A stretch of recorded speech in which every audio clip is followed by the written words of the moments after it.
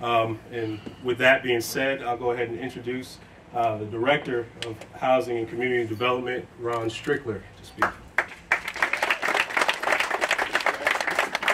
Thanks, Brett. As Brett said, my name is Ron Strickler, Director of Housing and Community Development. A few things about the department, just a brief overview. So obviously Brett and his team are part of Housing and Homeless Services for the city.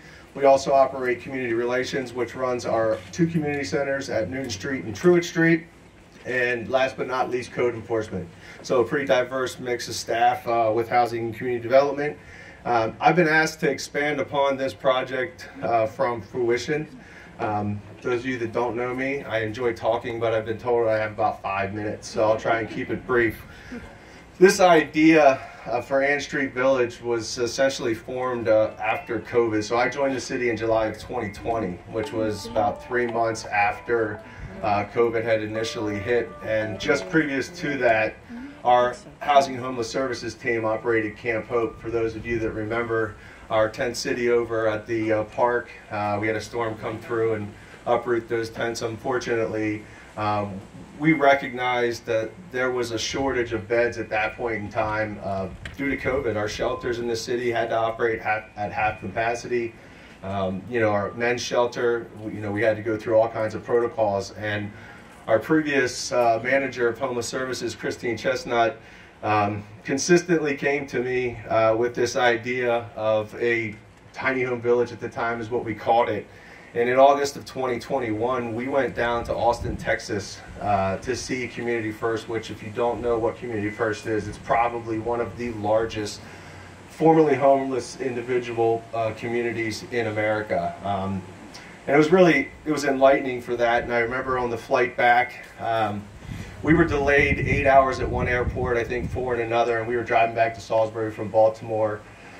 It was about 4 in the morning, and I remember looking over at Joe Rufo. I know, Joe, you're here, and Christine saying, hey guys, we're 18 months out from this project even coming to fruition. This is going to take a lot of planning. Well, needless to say, former Mayor Jake Day approached me about 3 weeks later to inform me that we were moving forward with the project, which was absolutely awesome. We had a tight timeline, obviously delays in the project itself, created by delays in products, specifically electrical. And, the process has been very trying. We've been at this for about 14 months now, but I'm happy to say, as you look around here, our final product is exactly what we were looking for. And we were really excited to get these folks in to this site. And, the one thing I think it's important to touch on from the city's perspective is the amount of hands, city employees that touch this project. It really took everybody's effort on behalf of the city.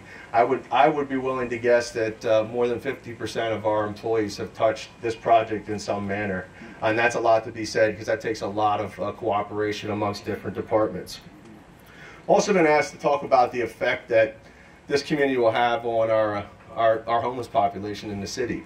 And I just ask you to take a moment to reflect and think back to a time, when you were in a very fearful situation, down on your luck. Your body has a natural response to that, and it's called fight or flight. And think about living in that every single day, thinking about where you're going to have a place to sleep at night. That's what this is going to provide for 23 individuals. It's going to allow them to get out of that fight or flight mode and really focus on what they need to acclimate back into society and permanent supportive housing. We're really excited to provide that opportunity to these individuals. So I want to take time to thank a few people before I move along, mostly community partners. Every individual that came out and community partner that came out to support us in our fence build. There was about 75 people out here back in, was it September?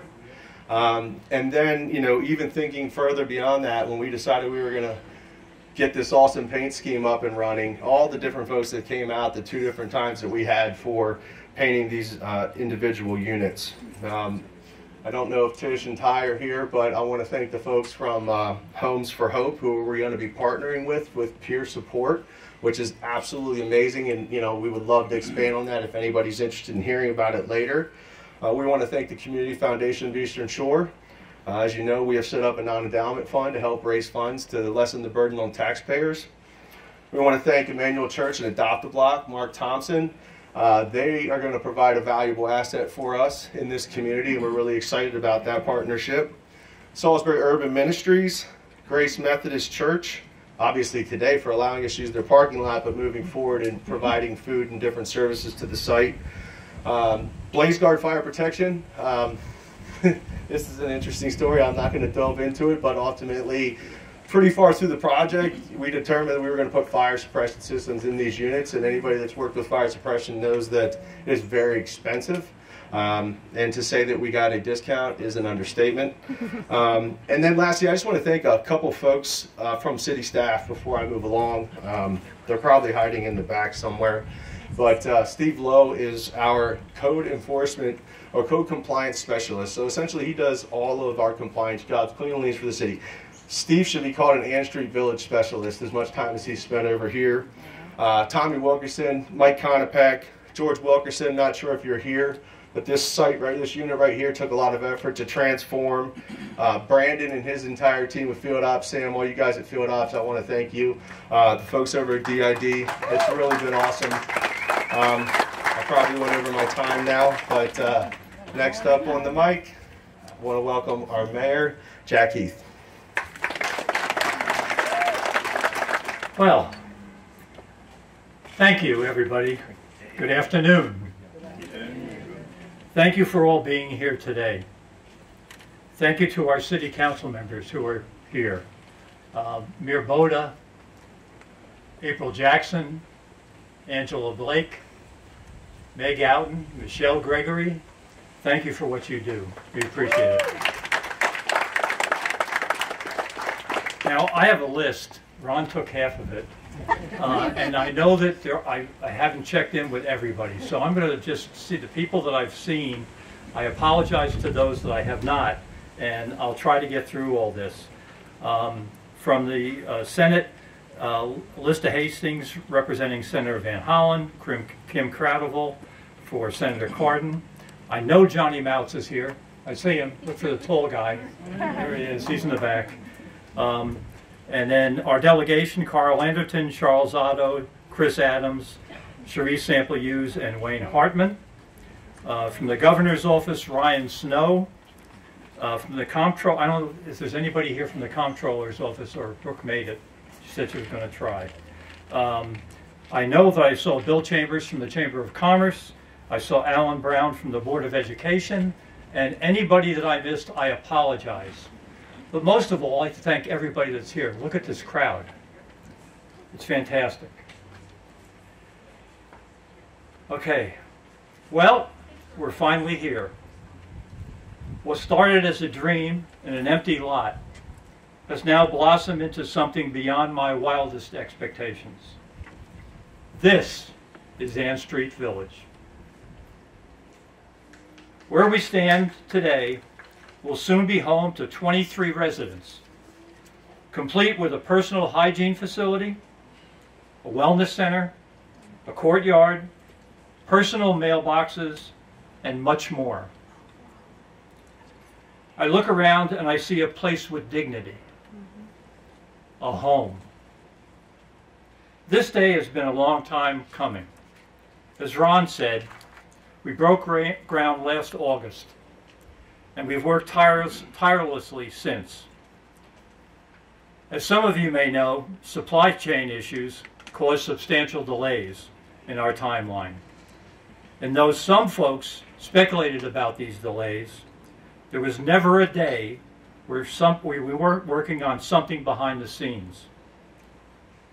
We were developing programming, building teams, and working with the community on the big picture, solving homelessness in Salisbury. And it was led by our mighty Department of Housing and Community Development. Can we all give them a big round of applause?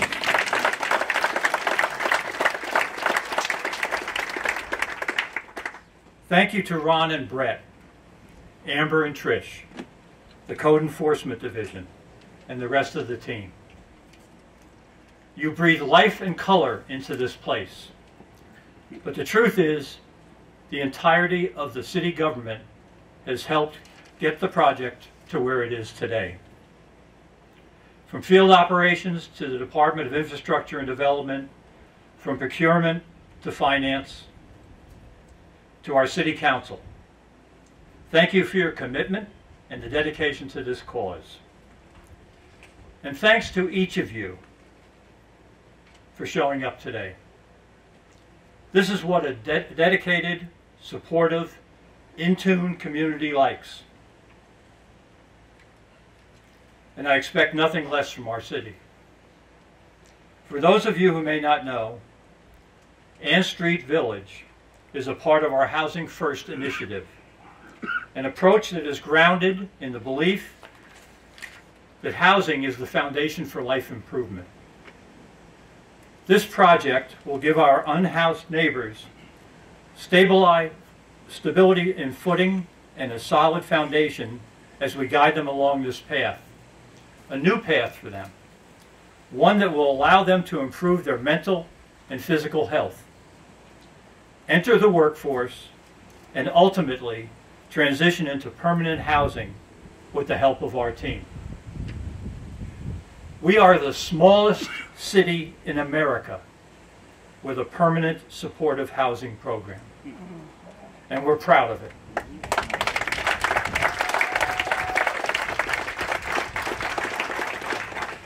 Salisbury is not and has never been afraid to set a high bar.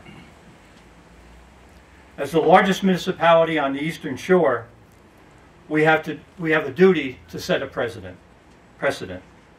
Homelessness is a challenge that has been in every city and every town across the country. And the cost of living continues to rise. Now is the time to take action. These colorful houses are the tangible support, but this facility offers so much more. Education, resume building, counseling, and mental and physical health appointments will be held here. This is beyond just structural support. It is truly a village. One of the biggest questions we've received is how to support the cause. Our vision for Ann Street Village is made real thanks to generous donations of countless community supporters. We've already received overwhelming support. Many of the units are completely filled with things that these individuals will need to make a home free. Little refrigerators, carpet, chairs, towels. They'll have them in the turn of a key. Another way to support Ann Street Village is through our new sponsorship program in partnership with the Community Foundation of the Eastern Shore. And I saw Veronique here from the Eastern Shore. Thank you. Each tier provides a different benefits to this community. And the donor, it's a win-win. Today I'm excited to announce our first major donor, Green Street Housing, who has donated $25,000 to Ann Street Village. Thank you, David Layfield and Tom A. Simply put, this is going to change lives. Thank you for your generosity and support. Homelessness is solvable if we all work together. Now, I have the honor of introducing someone who we may not have seen for a while. I've talked to him almost every week. This public servant saw the potential and the need for a transitional community right here at home. He helped usher it through the supply shortages and the red tape, and today he is here to celebrate with us. It is my pleasure to introduce my friend, Maryland Secretary of Housing and Community Development, Jake Day. Well,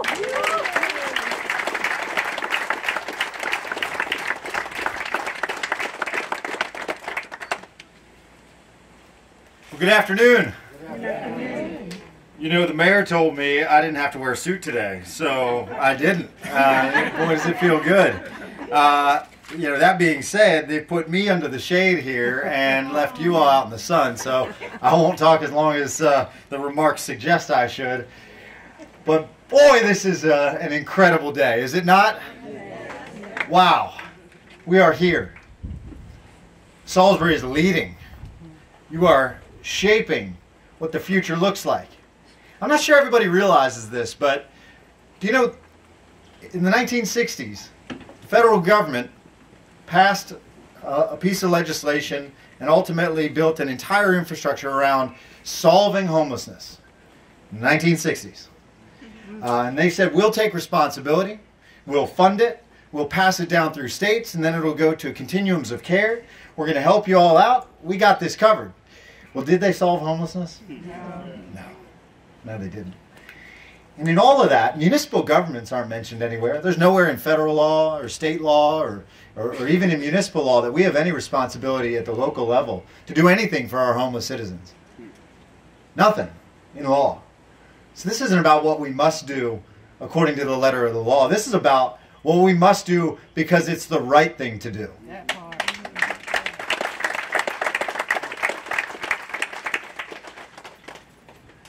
Just a few weeks ago, Governor Moore called me into his office and said, I need you to lead the Interagency Council on Homelessness.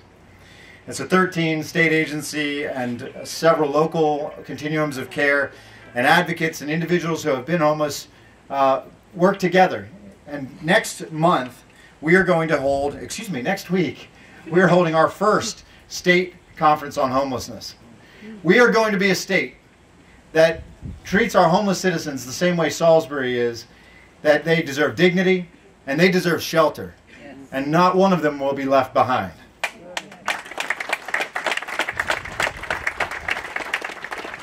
That council that I am now tasked with leading is responsible for things like the point-in-time count in Maryland. And what we found from 2015 to 2020 was a 25% reduction in chronic homelessness across this state. During the pandemic, homelessness decreased another 36%. But let me tell you something.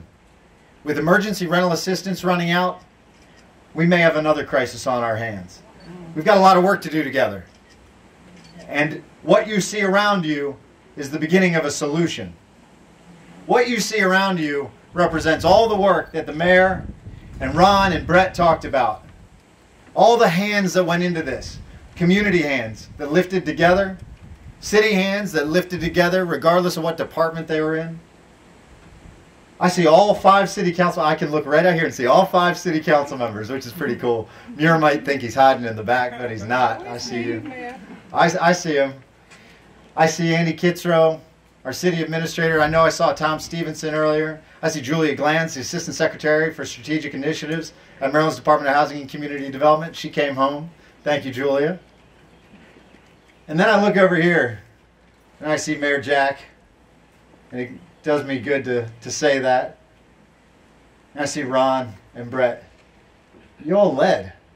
You led and you did. You did it right. Look around you. This is incredible.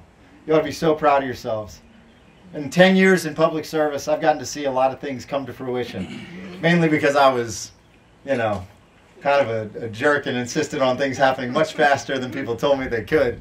But aside from my dogged pressure, it's people that built things and showed up and got dirty and got covered in paint. Brett, I'm looking at you because, man, you made it happen. A lot of people talk, but you did, and you built, and we're standing in it. Congratulations. I think it's pretty cool that, and I'm going to reference my notes here, it's pretty cool that this doesn't stop with shelter. It obviously must begin there. Housing first, not housing only, but housing must be first. You got to put a roof over somebody's head. You can't expect them to get their life in order if they are out there fighting for the basics every single day. So all those years that we have put housing last, and we have said, okay, we'll get there eventually. When you're ready, when you're housing ready, we'll put a roof over your head. We say never again, not in this city, not in this state. We are going to house people first, but then what comes next? We got to wrap around with love, with services, with community, with donations, and with access to jobs and employment and a brighter future and independence ultimately. Permanent supportive housing says we got you forever. But that may not be what those individuals need or want. There might be something else out there. They might be able to get themselves out on their own 2 feet and on their own 2 feet and into the next thing for them. And so I'm also proud that the Department of Housing and Community Development, through a grant from our Office of Statewide Broadband, has brought broadband to this site so that people can connect through their phones, and that we can then take the next step of donating laptops, which is something that our department can do as well, to ensure that people have access to word processing so that they can apply for jobs. They can take themselves to that next level in their lives, because it doesn't stop here. Ann Street Village is a gateway. It begins here, but it will go all over our city. I want to say thank you once again to all the community partners that have been here from day one. Grace United Methodist Church, Christian Shelter, Adopt a Block. We couldn't do it without you. As I say time and time again across this state, government can't do this stuff alone. We are not equipped. We are not resourced.